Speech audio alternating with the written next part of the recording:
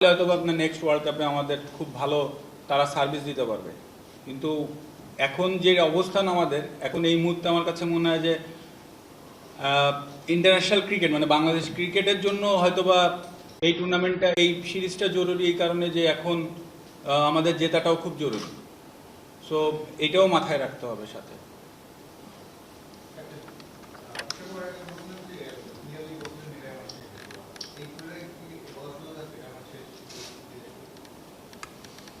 হ্যাঁ, এটা আপনি মানে যার মতো করে যেভাবে নিবে তার মতো। আমারটা আমি আসলে বলতে পারছি না, কারণ চিন্তা করিনি এখনো কিছু। এটা খেলতে যাচ্ছি, ওইখানের খেলা নিয়ে চিন্তা করছি, আর এরপরে তো অনেকদিন খেলাও নাই, এটাও সত্যি কথা। সো সেরকম কিছু হলে আসার পরে চিন্তা করব। হয়তোবা আপনাদের কাছে এটা একটা নিউজ, আমার কাছে হয়তোবা ওইটা না। আমার কাছে অনেক কিছু, আমার কাছে খেলাটা ছাড়া অনেক কিছুর একটা ব্যাপার। সো অবশ্যই আমাকে একটু সময় নিয়ে চিন্তা করতে হবে। সো শ্রীলঙ্কা লাস্ট টুর এটা বলতে পারি, এর ভেতরে যেহেতু আর খেলা নাই, ওয়ানডে নাই। সো শ্রীলঙ্কায় অবশ্যই শেষবারের মতো যাচ্ছি, ওয়ার্ল্ড কাপের মতো বলছি। আসার পরে একটু হয়তোবা সময় পাবো, সময় নিয়ে চিন্তা করে হয়তোবা যেটা বললাম আপনাদের কাছে হয়তোবা একটু লেখালেখি করলেই শেষ, আমার কাছে হয়তোবা এটা না। সো দেখা যাক।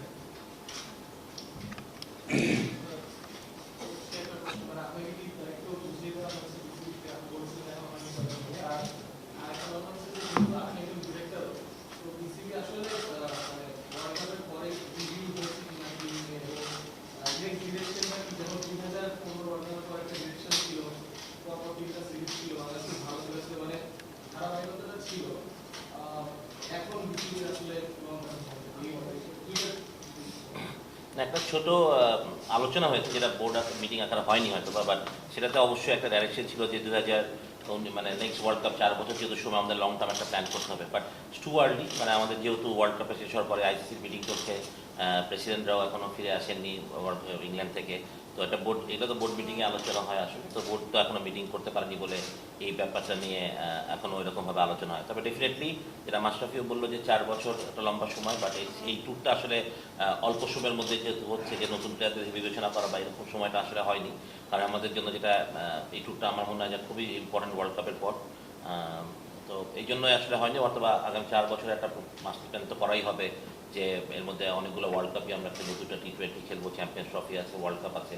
সুতরাং এগুলোকে মাথায় নিয়ে ফিউচারটা তৈরি করার ক্ষেত্রে, বা যেটা খালি প্লেয়ার তৈরি মানে আমাদের পাইপলাইনটাকে স্ট্রং করার জন্য, কারণ লম্বা সময়ে আমাদের প্রচুর খেলা খেলতে হবে।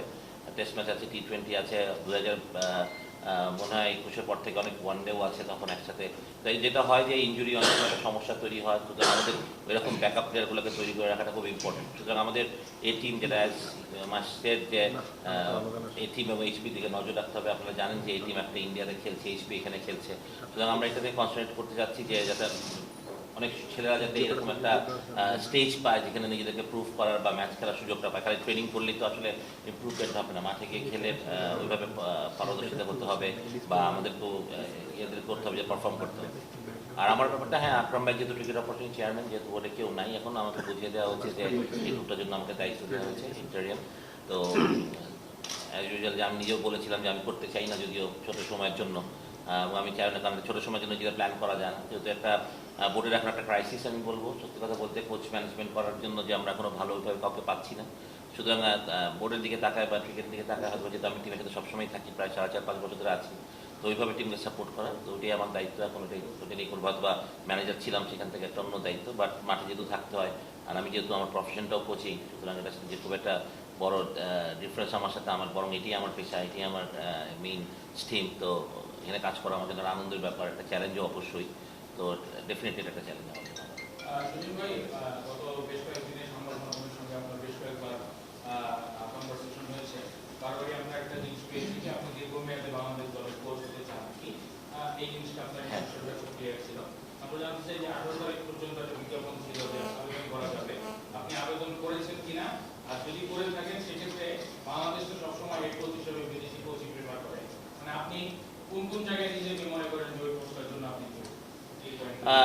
আমি মনে করি যে যেটা আপনি বললেন 18 থেকে, আমি আপনি কিন্তু কোনো অ্যাপ্লাই করিনি। আমি মনে করি এটা বোর্ডের পালসের ব্যাপার।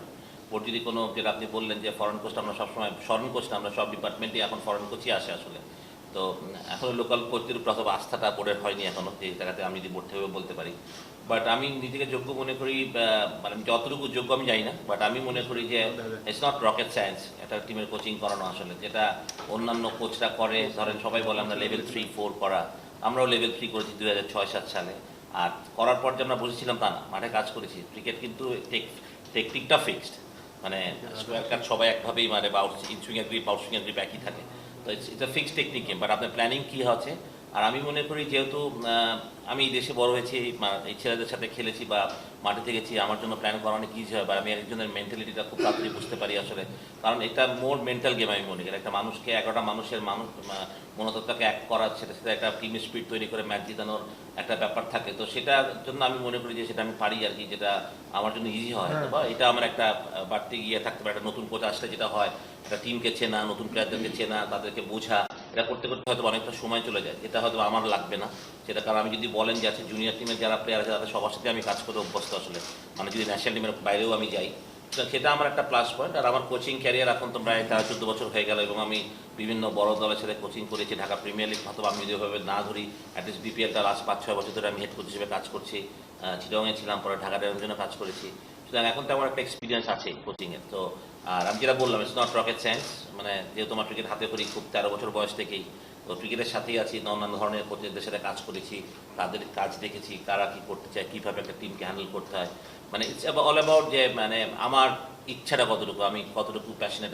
আমি মনে করি যে আমি ক্রিকেটের ব্যাপারটা আমি দারুণ প্যাশনেট আসলে।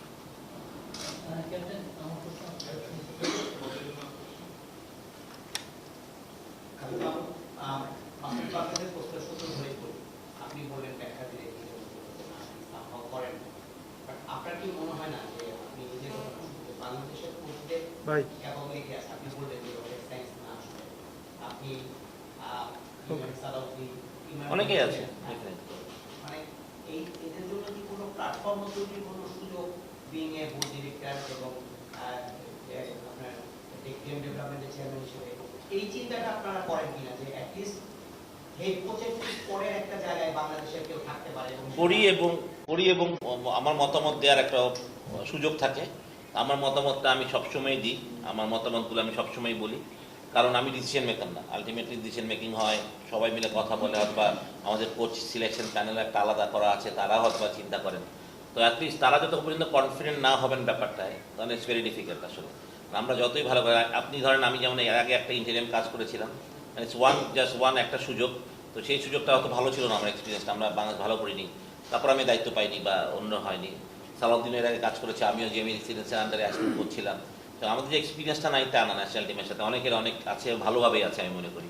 তো আমাদের আসলে একটা সুযোগের ব্যাপার। আপনি যদি দেখেন স্টিভ রোডসে যখন বাংলাদেশ টিমের জন্য কাজ করতে আসলো, তখন যেটা হলো, স্টিভ কিন্তু শুরুটা খুব ভালো হয়নি, ওয়েস্ট ইন্ডিজে আমরা পুরো ভালো করি, তারপর কিন্তু স্টিভ রোডসের রেকর্ড কিন্তু যদি আপনি এভাবে দেখেন, ওর কিন্তু উইনিং রেকর্ড ছিল। সুতরাং একটা কোচকে তো সুযোগটা দিতেই হবে লম্বা সময়ের জন্য। এই জন্য আমি বলেছি যে লম্বা সময় দিলে হয়তো আমাদের প্ল্যানিং করার সুযোগ থাকে, বা যখন একটা কোচ হেড কোচ হয় তখন তার কিছু সিলেকশন থাকে, যে সে তাকে কোচ তাদেরকে কোচ নেবে, তারা আমি কনফিডেন্ট তাদের উপরে, সেটাও একটা ব্যাপার থাকে। ধরেন এগুলো অনেক কিছুই থাকে যেগুলো ওতপ্রোতভাবে জড়িত থাকে কোচিংয়ের সাথে।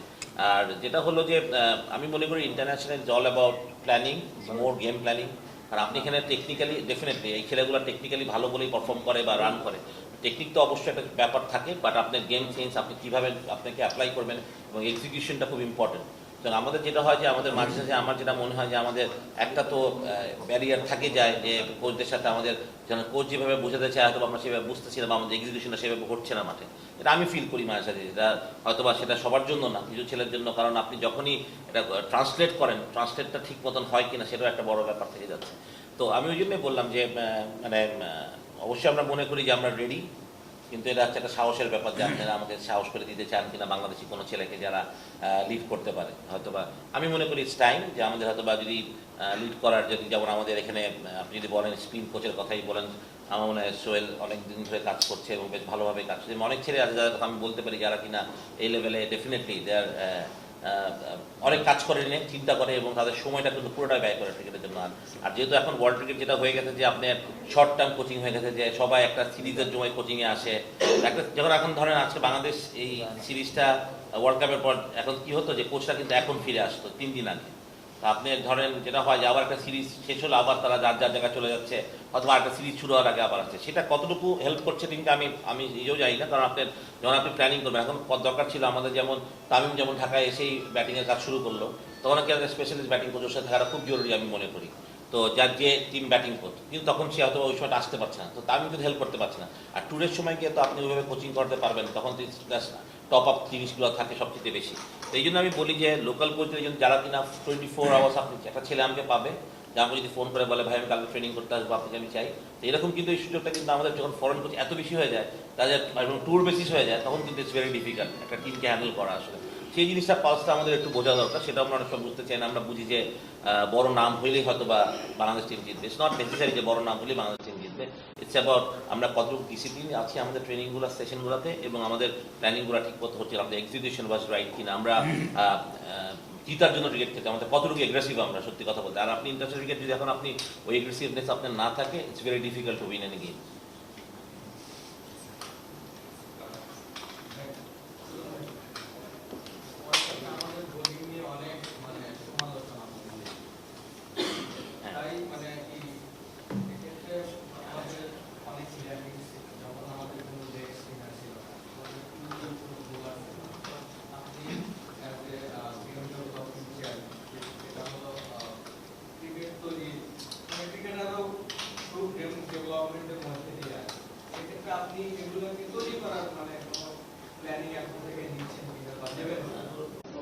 কিছু আছে খুব মানে প্লেয়ার আছে যারা খুব মানে ন্যাচারাল, লেগ স্পিন একটা ন্যাচারাল ব্যাপার আসলে।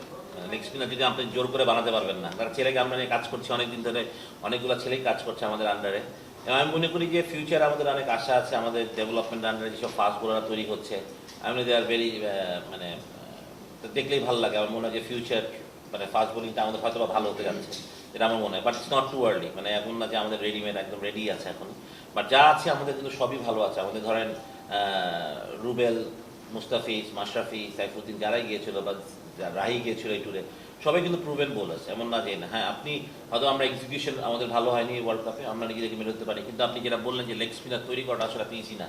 মানে আপনি ওটা কিছুটা হলেও ন্যাচারাল অ্যাবিলিটি থাকতে হবে, সেটা থেকে বের করা এবং সুযোগ দেয়, যেটা আমাদের ক্লাব ক্রিকেটের সবচেয়ে বড় প্রবলেম হচ্ছে। কারণ আপনার ছেলে যদি না খেলতে পারে, তার ধরেন আমি জুবাইর হোসেন লিখনের কথাই বলি, ধরেন সে ন্যাশনাল টিমে খেলেছে এরকম, তারপর কিন্তু সে ক্লাব ক্রিকেটও খেলতে পারে না, যেটা হয় যে ফার্স্ট ক্লাস ক্রিকেট তাকে খেলানো হচ্ছে না। আর এটা হচ্ছে ক্লাবগুলো পেইড, একটা পেইড টিম, যারা পেমেন্ট করে ক্লাব প্লেয়ারগুলোকে, তারা যদি কোনো একটা ছেলেকে পারফরমেন্স না খেলা, সেটা তো আপনি বোর্ড থেকে কিছু বলতে পারবেন না। তো যেটা আমাদের একটা প্ল্যান আছে আমাদের, যেটা আমি ছোটোখাটো আমরা ডিসকাশনের মধ্যে আমি সেটা একটু বলি, যে আমরা যেহেতু বিসিএলটা বিসিবির একটা টিম আছে, যেটা আমরা বোর্ড চালাই, তো কোনো আমাদের ফ্র্যাঞ্চাইজি নাই বলে বোর্ড চালাতে হয়। তো সেইখানে আমরা হয়তো একটু নজর দিব, যাদেরকে আমরা আপকামিং প্লেয়ার, আমরা যেই জায়গাটায় বাংলাদেশ টিমের দুর্বলতা চিন্তা দেখতে পাই, সেই জায়গা প্লেয়ারদেরকে আমরা পুশ করবো এখন বোর্ড থেকে। যেহেতু আমাদের টিম বিসিবির টিম, সেহেতু আমরা চাবো যখন ওইসব ছেলেরা খেলুক, যারা it's not about winning and losing, it's about ওই ছেলেগুলোকে মোর সুযোগ দেয়, এক্সপিরিয়েন্স তৈরি করা আসলে। তো যেটা হচ্ছে যে লেগ স্পিনার একটা ব্যাপার, যে ন্যাচারালিটি থাকতে হবে এবং প্রচুর ম্যাচ খেলতে হবে। আমার মনে হয় প্রচুর ম্যাচ না খেললে আপনার এই লেভেলে কম্পিট করাটা খুব ডিফিকাল্ট। আপনি খালি ট্রেনিং করে একটা স্পিনারকে তৈরি করতে পারবেন না আসলে, বা যে কোনো প্লেয়ারকে আপনি তৈরি করতে পারবেন না। কারণ ম্যাচের প্র্যাকটিসের মানে সিনারিও আর ম্যাচ সিনারিও টোটালি ডিফারেন্ট। আপনি ম্যাচ প্র্যাকটিসে আপনি 5 বার আউট হচ্ছে একটা ব্যাটসম্যান, তারপরও কোনো প্রবলেম, ম্যাচে কিন্তু আপনি একবার আউট হলে ইউ আর আউট। তো সুতরাং লেগ স্পিনারদের জন্য বা যে কোনো প্লেয়ারের জন্যই নেটে যতই একটা ওয়াইড করলে এটা ওয়াইড না, বা ওটা হচ্ছে না ধরা হচ্ছে, ম্যাচে কিন্তু একটা ওয়াইড করলে 1 রান বাড়ে, বা একটা বল বাড়ে 4 হয়, নো বল করলে ফ্রি হিট হয় ম্যাচে। তো এগুলো খুব ইম্পর্টেন্ট আমাদের জন্য। তাই বিলিভ যে ডেভেলপমেন্ট আমরা খুব কনসার্ন এই ব্যাপারগুলোতে। আমাদের সোর্সও থাকতে হবে, ছেলেরাও আসতে হবে। তো আসছে মাশাআল্লাহ, আমি মনে করি হয়তো বা 2-3 বছর না হলেও 4-5 বছর পর আমি মনে করি যে we have some really potential fast bowling এর ব্যাপারটা আমি বলতে পারি।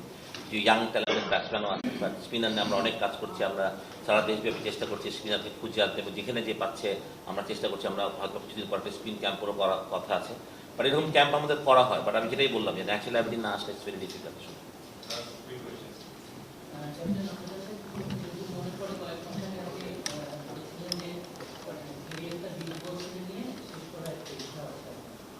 বারবার যখন নির্বাচন থেকে আমাদের কাছ থেকে এই ধরনের বিরোধীকর প্রশ্ন করছেন, সেটা আসলে কতটা আমাদের যে অনুচিত বলে আপনার মনে হয়, কতটা আপনার জন্য বিরোধীকর এটা আমি না, টু বি অনেস্ট, একবারও আমি বিব্রত হইনি, আর মানে আমি ডিসঅ্যাপয়েন্টেডও না এটা নিয়ে। কারণ প্রত্যেকের কাজটাই করবে, এটাই স্বাভাবিক। এখানে আমার সব কিছু বিবেচনা আপনাদের দিক থেকে আপনারা কনসিডার করবেন কীভাবে, এটা আপনার ব্যাপার। সো হয়তোবা আপনাদের কাছে প্রশ্ন আসছে যে এটা কি, যেমন মহেন্দ্র সিং ধোনির কথা বলি, তার ধারে কাছের প্লেয়ার হয়তো আমি না, কারণ তার international cricketer 10,000 run, but every single press কনফারেন্সে যে তাকে হয়তো ভাই কোশ্চেন করা হয়। সো আমার কাছে মনে হয় এটা প্রফেশনালি দেখা উচিত, আমি ওই জায়গা থেকেই দেখি। আর আমার জায়গাটা সবসময় ক্লিয়ার যে বিং এজ এ প্লেয়ার, যেটা আমি ওয়ার্ল্ড কাপে পারিনি আমার বেস্টটা পারফর্ম করতে, টিমকে আমার বিং এজ এ ক্যাপ্টেন হিসেবে আমার রোল অবশ্যই টিমে দুইটা। ক্যাপ্টেন হিসেবে আমার দেশের সবাই, আমরা সবাই, আপনাদের সবার এক্সপেকটেশন ছিল টিম সেমিফাইনালে যাবে, সেখানেও আমরা ব্যর্থ। সো কোশ্চেনগুলো আসতেই পারে এবং আমাকে সেভাবে উত্তর দিতে হবে। আমি আসলে এই জিনিসটাকে এইভাবেই দেখছি, আসলে এর বেশি কিছু মানে মাথায় নেওয়ার সুযোগও নাই।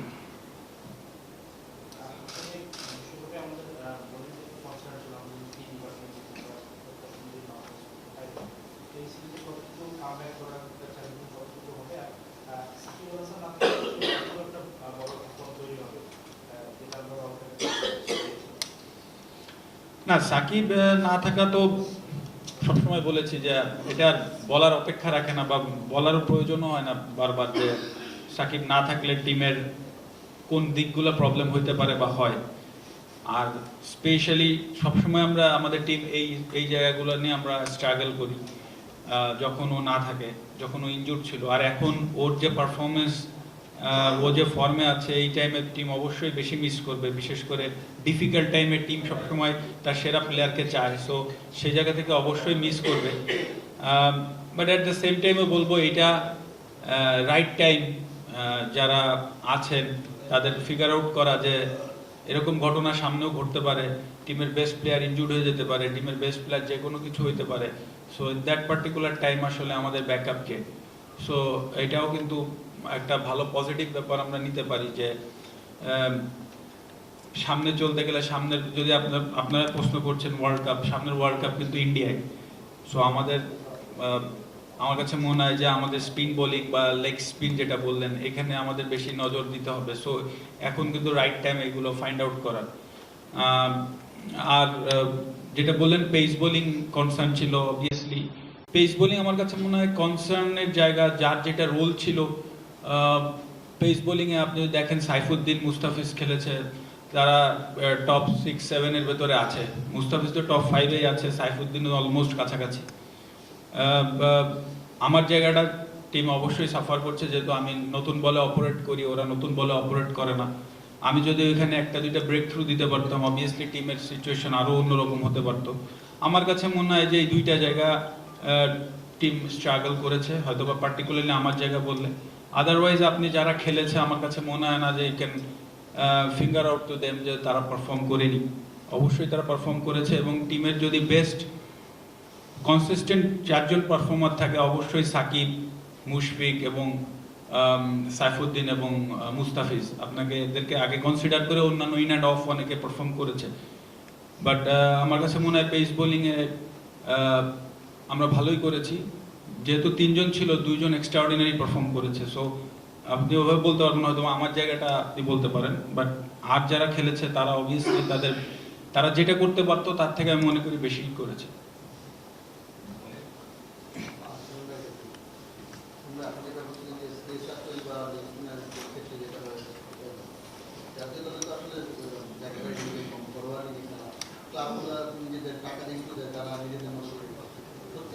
আমাদের মানে প্লেয়ারদের খেলার জন্য, ঘরোয়া ক্রিকেটে খেলার জন্য ওইখানে তৈরি করে যাতে করে আসার মতো মানে শক্তিশালী মানে ঘরোয়া লিগগুলো বা টুর্নামেন্টগুলো কি আছে কিনা, ওই জায়গাটা আসলে আমরা কি আছে। আমাদের যা ছোট দিন আমাদের ফাইট করতে হবে। আমরা হঠাৎ করে এটাকে আপনি ধরেন রঞ্জি ট্রফি বানাতে পারবো না, কিংবা আপনি ধরেন আমরা শেফিল্ড শিল্ড বানাতে পারবো না। এখন আমাদের যেটা হয় বিসিএল বা এনসিএল হয়, ওটাতে আমাদের ফোকাস করতে হবে। আমরা ওইটাতে বেটার উইকেট কেমনে তৈরি করা যায়, আমরা এটা কাজ করছি। এমন না যে প্রতিবারই হয়তো বেটার হচ্ছে একটু একটু করে, বাট হ্যাঁ আমাদের স্ট্রাকচারের অনেক ব্যাপার আছে। আমাদের স্ট্রাকচার ডেভেলপমেন্টের ব্যাপারটা খুব ইম্পর্টেন্ট, আমি সবসময় মনে করি। কারণ এই ওয়ার্ল্ড কাপ থেকে একটা জিনিস আমার মানে অনেকবার ইংল্যান্ড গিয়েছি, অনেকবারই এগুলো দেখেছি, বলেছি যে একটা কাউন্টি যে ফ্যাসিলিটি, সেই ফ্যাসিলিটিসগুলো কিন্তু আমাদের তৈরি করতে হবে আসলে। যেটা হয়তো বাংলাদেশে আমরা মিরপুরে হয়তো বা কিছুটা হলেও পাই, বাট আমি তারপরেও মনে করি সেটা যদি সারা দেশ পর্যন্ত ছড়িয়ে নেওয়া যায় এই ফ্যাসিলিটিস তাহলে ডিফিকাল্ট। তো কারণ আপনার টেকনিক্যাল কাজ যখন আপনি করতে যাবেন, যখন একটা প্লেয়ার তৈরির কথা হয়, তখন কিন্তু আপনার সাপোর্টটা লাগবে, টেকনিক্যাল সাপোর্টটাই লাগবে। আমাদের ধরেন ইনডোর বলতে মিরপুরে একটা আছে যেটাতে সংশ্লিষ্ট আমাদের বোলিং মেশিন আছে, যেখানে ছেলেরা ব্যাটিং করতে পারে, কিন্তু সেখানে কয়জন ছেলে ব্যাটিং করছে আসলে আমাদের ন্যাশনাল টিম করছে, আমাদের এই টিম করছে, কিংবা আমাদের আন্ডার 19 করতে পারে। এছাড়াও তো বাংলাদেশ ক্রিকেট খেলছে অনেক ছেলে, বা তারা কতটুকু সময় পাচ্ছে এই মেশিনটাতে। সুতরাং আমরা যদি এই স্ট্রাকচারগুলো ডেভেলপ করতে পারি, তাহলে মানে অবশ্যই বাংলাদেশ এখন এই লেভেলে আমরা ফাইট করি, এটা কিন্তু আমাদের একটা অনেক গর্বের ব্যাপার। আমরা যে এই লিমিটেড ফ্যাসিলিটিতে আমরা এরকম ফাইট করছি, বাট আমার মনে হয় যে এই ফ্যাসিলিটিগুলো ডেভেলপ করলে অবশ্যই আমাদের ক্রিকেট স্ট্রাকচার ডেভেলপ যদি একটু ভালো হয়, আমাদের মানে আমাদের স্ট্যান্ডার্ড অফ ক্রিকেট যদি বেটার হয়। বাট আমি মনে করি যত ফরেন প্লেয়ার এখানে খেলতে এসছে, প্রিমিয়ার লিগ এখানে সবাই কথা বলে, ইটস ভেরি চ্যালেঞ্জিং একটা টুর্নামেন্ট। যদি এখন হয়তো মাঠে দর্শক হয় না, কিছু হয় না, বাট তারপরও এটা কিন্তু মাঠে প্লেয়ারদের মধ্যে একটা প্রেশার থাকে। সেই প্রেশারের ছেলেরা আমার মনে হয় ভালো ক্রিকেট হয় প্রিমিয়ার লিগটা। কিন্তু মানে যেটা হয় যে ওইখানে থেকে আমাদেরকে ছেলে বাছাই করে ইন্টারন্যাশনাল ক্রিকেটে হয়তো বা আপনি যে একটা ছেলেকে নেন, কেউ যদি 600-700 রান করে, তাকে আমাদের নিতে হয়। বাট ওইখানে আমাদের একটা অবশ্যই ইন্টারন্যাশনাল ক্রিকেটের সাথে একটা ডিফারেন্স অবশ্যই আছে, এটা আমার মনে হয় যে মানতেই হবে, এটা না মানার কিছুই নেই। বাট তারপরেও আমাদেরকে ওটার উপরে ডিপেন্ড করতে হবে, ওখান থেকে আমাদের ছেলে তৈরি করতে বের করে নিয়ে আসতে হবে। আশা করি যে এখানে আমরা মানে যেটা হয় যে আপনি ইন্টারন্যাশনাল ক্রিকেট দেখেন যে প্রতি টিমেই যদি দেখেন, তাদের কিন্তু সব সিনিয়র প্লেয়ারাই একটা, এটা কিন্তু আর হঠাৎ করে একটা মিউজিক্যাল চেয়ারের মতো না যে আপনি কেউ ভালো করলো না আমি সরাই দিলাম, আমি নতুন কাউকে আনলাম। It's not that. It's like Bangladesh টিমে আজকে মাশরাফিরা এত বছর ধরে খেলছে বিকজ দে পারফর্ম এবং তাদের এক্সপিরিয়েন্স, এটা সবচেয়ে বড় জিনিস। কিন্তু হ্যাঁ, একটা সময় আসে যখন আপনার একটা চেঞ্জ হয়। আমরা যদি অস্ট্রেলিয়া টিমকে দেখি যে 4 বছর আগে তাদের যখন চেঞ্জটা শুরু হলো, তারা কিন্তু খুব একটা ভালো হয়নি। তারা শুরুটা কিন্তু ভালো হয়নি, তারা বেশ কিছু ম্যাচ খেলার পর আজকে 4 বছর পর কিন্তু অস্ট্রেলিয়া একটা ওরকম সেটেল টিম হয়েছে। কিন্তু তারা কিন্তু এটা ব্যাপার একটা ছিল যে পুরো দেশের একটা ধৈর্য ছিল। কিন্তু আমাদের প্রবলেম হয় যে আমরা বাংলাদেশ টিম যদি একটা দুইটা সিরিজ হারি, তাহলে কিন্তু আমাদের সেই পেশেন্সটা থাকে না। তখন কিন্তু অনেক স্ক্রুটিনি হবে যে কেন এই প্লেয়ারে বদলে খেলো, কেন মাশরাফিকে ড্রপ দিয়ে একে নেওয়া হলো, কেন ওকে নেওয়া হলো। তখন কিন্তু আমরা একটা ওয়েট করি না, আমরা তখন কিন্তু এই চিন্তাটা করি না। তো আমাদের কিন্তু মানে ক্রিকেট জাতি হিসাবে যদি আমরা বলে করি এখন, বা ওয়ার্ল্ড কাপে যখন সাপোর্ট দেখি, তখন মনে হয় যে বাংলাদেশ তখন অনেক বড় ক্রিকেট জাতি আসলে। প্রত্যেকটা গ্যালারি কিন্তু বাংলাদেশ একমাত্র ইন্ডিয়ান খেলাটা মনে আমরা ডোমিনেট করতে পারিনি, আদার্স প্রত্যেকটা গ্যালারি কিন্তু আমরা ডোমিনেট করি, সাপোর্ট পাই। ওইভাবে যদি আমরা ক্রিকেট জাতি বলি, তাহলে আমাদের কিন্তু এই ক্রিকেট এডুকেশনটা খুব ইম্পর্টেন্ট, যে আমাদের এই পেশেন্সটা, ধৈর্যটা ধরে রাখাটা ইম্পর্টেন্ট। ধরেন একটা নতুন ছেলে যদি আমরা সুযোগ দিই, যে আমি মনে আছে শ্রীলঙ্কা যখন আমি যে টুরটা করছিলাম, তখন আফিফ, জাকির অনেক ছেলে সুযোগ পেয়েছিল, কিন্তু তখন তারা পারফর্ম করেনি এবং অনেক লেখালেখির পর একটা সময় সিলেক্টররা বা বোর্ড প্রেশার থাকা যায়, ছেলেগুলো হয়তো বাদ পড়ে যায়। তো এইভাবে একটা ছেলেকে আমরা যদি দলে নিয়ে আসি এবং তাকে ছেড়ে দিই, তাহলে তার জন্য কিন্তু খুব ক্ষতিকর আসলে। সুতরাং আমাদেরকে এই জায়গায় পেশেন্স থাকতে হবে, আনাটাও খুব পেশেন্স দিয়ে আনতে হবে। আমরা নতুন একটা প্লেয়ারকে যখন আনবো, পেশেন্স নিয়ে আসবো, এবং যখন তাকে আনবো তখন তাকে সুযোগ দিতে হবে অনেক অফুরন্ত। এটা খুব ইম্পর্টেন্ট আমাদেরকে। আমার মনে হয় যে আমাদের অ্যাকশনটা এরকম হওয়া উচিত। আমরা বলি একরকম, বাট আমাদের মনে একরকম, কিন্তু করি না আমরা একরকম। সবচেয়ে বড় প্রবলেম হচ্ছে আমাদের। So we have to be that patience যে বাংলাদেশ ক্রিকেট নেশন হিসেবে আসলে আমরা তো অস্ট্রেলিয়া, নিউজিল্যান্ড কিংবা ইন্ডিয়া, পাকিস্তান এদের মতো এত এক্সপিরিয়েন্স না, বাট আমাদের কিন্তু আমরা আস্তে আস্তে সেই জায়গাটা যাচ্ছি, আমরা ভালো ক্রিকেট খেলছি। আপনি দেখেন এই ওয়ার্ল্ড কাপ যখন শুরু হয়েছে, প্রত্যেকটা কমেন্ট্রিতে কিন্তু বাংলাদেশ ক্রিকেট নিয়ে অনেক উচ্চাসা করা হয়েছিল যে আমরা ভালো খেলছিলাম। হ্যাঁ, আমাদের ছন্দবদল হয়েছে। অবশ্য আমি এটাও বলি যে একটা সময় যখন আমরা শ্রীলঙ্কার সাথে ম্যাচটা মিস করলাম ব্রিস্টলে, তখন হয়তো বা ওই ফ্লোটা আমাদের একটা নষ্ট হয়েছে, একটা পয়েন্ট না পাওয়াটা, যদি একটা পয়েন্ট আমরা পাইনি, বাট ওই খেলাটা আমাদের একটা জিতলে হয়তো বা শ্রীলঙ্কার সাথে ম্যাচটা যদি আমরা জিততাম, আমাদের হয়তো বা ফ্লোটা অন্যরকম হতে পারতো। আমরা ভালো, আমি যদি আপনি ওভারঅল আমাকে বলেন যে আমরা কোথায় ভালো খেলি নাই, আমি মনে করি আমরা 2-3টা ম্যাচ, স্পেশালি আমি পাকিস্তানের সাথে আমরা পুরো আউটরাইট, আমরা মনে হয় আমরা টোটালি ভালো ক্রিকেট খেলি নাই। বাট অস্ট্রেলিয়া এবং ইংল্যান্ডের সাথে আমরা মনে করি আমরা আমাদের এক্সিকিউট করতে পারিনি ভালো, আমাদের স্পেশালি আমাদের বোলিংয়ে। যদি আমরা ভালো এক্সিকিউট করতে পারতাম, তাহলে ওই ম্যাচটা দুটো হয়তো ভালো হতো। ইন্ডিয়ার সাথে আমরা খুব কাছে গিয়ে ম্যাচ হেরেছি, যেহেতু আমাদের একটা লম্বা পার্টনারশিপের ব্যাপার ছিল, হয়তো বা তাহলে হয়তো আমরা ওই ম্যাচটাও জিততে পারতাম। তো আমরা যে খারাপ ক্রিকেট খেলেছি তা না। হ্যাঁ, রেজাল্ট আমাদেরকে বলছে আমরা এই ওয়ার্ল্ড কাপে 8 নম্বর দল, কিন্তু ইফেক্টে আপনি যদি পাকিস্তানের সাথে ম্যাচটা জিতে, তাহলে কিন্তু আপনি 5 নম্বর দল হতেন। সুতরাং আমি বলবো যে মানে আমাদের হয়তোবা কিছু টেকনিক্যাল ছোটোখাটো আমাদের, আমি বলবো যে আমরা মানে যেটা হয় যে আমাদের প্ল্যানিং হয়তো বা কিছু ভুল ছিল। আমি যেটা মনে করি, আমি বাইরে থেকে যতটুকু বুঝি, যেহেতু আমি কোচিং পার্টের মধ্যে ছিলাম না, আমার ওখানে ইনভলভ হওয়াটাও কথা না, বাট আমার ক্রিকেট এক্সপিরিয়েন্স থেকে আমি যেটা বলি, আমরা হয়তো বা কিছু মানে ওই মানে একটু আমরা ছোটোখাটো ভুল করেছি, যেটা আমরা হয়তো বা ধরতে পারিনি খেলাগুলো। নিউজিল্যান্ডের সাথে ম্যাচটাও স্পেশালি আমি মনে করি, but it's all in the game. আপনার এখান থেকে আপনি শিখবেন, বাট আমাদের যেটা হচ্ছে যে আমরা বারবার বলি একটা কথা যে আমরা শিখবো এখান থেকে, বাট আমাদের এখন আসলে সত্যি কথা শিখতে হবে এবং শিখে আমাদের এগিয়ে যেতে হবে, এই সবচেয়ে বড় কথা হচ্ছে। এবং আই ফিল যে Bangladesh have that potential, but আমাদের সবচেয়ে বড় কথা হলো আমাদেরকে একটা কথা মনে রাখতে হবে, cricket is a game of patience, এবং আমাদের তো সেই পেশেন্সটা সবার রাখতে হবে অ্যাজ নেশন হিসাবে আসলে।